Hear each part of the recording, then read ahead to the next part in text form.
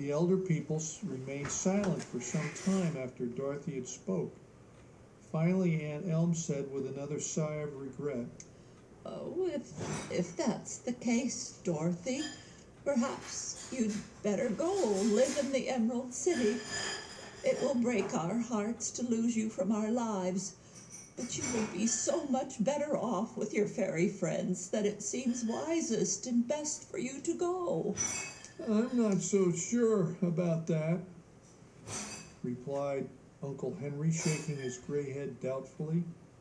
"All these things all seem real to Dorothy, I know, but I'm afraid our little girl won't find her fairyland just what she had dreamed it to be. It would make me very unhappy to think that she was wandering among strangers who might be unkind to her." Dorothy laughed merrily at this speech, and then she became sober again, for she could see how all this trouble was worrying her aunt and uncle, and knew that unless she found a way to help them their future lives would be quite miserable and unhappy. She knew that she could help them. She had thought of a way already, yet she did not tell them at once what it was, because she must ask Ozma's consent before she was able to carry out her plans.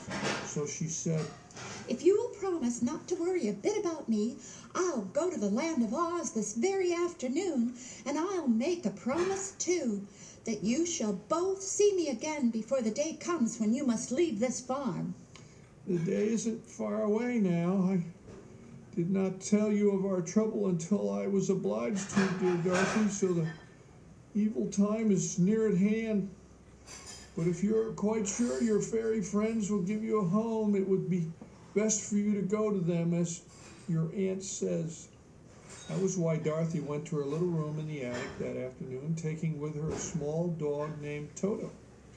The dog had curly black hair and big brown eyes, and loved Dorothy very dearly.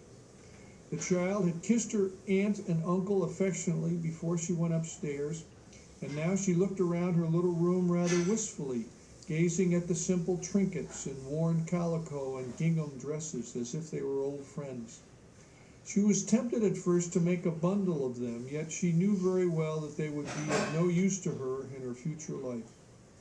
She sat down upon a broken-backed chair, the only one the room contained, and holding Toto in her arms, waited patiently until the clock struck 4. Then she made the secret signal that had been agreed upon between her and Ozma. Uncle Henry and Aunt Elm waited downstairs. They were uneasy and a good deal excited, for this is a practical humdrum world, and it seemed to them quite impossible that their little niece could vanish from her home and travel instantly to Fairyland. So they watched the stairs, which seemed to be the only way Dorothy could get out of the farmhouse, and they watched them a long time. They heard the clock strike 4, but there was no sound from above. 4:30 came, and now they were too impatient to wait any longer. Softly they crept up the stairs to the door of the little girl's room. "Dorothy! Dorothy! Dorothy!" There was no answer. They opened the door and looked in. The room was empty.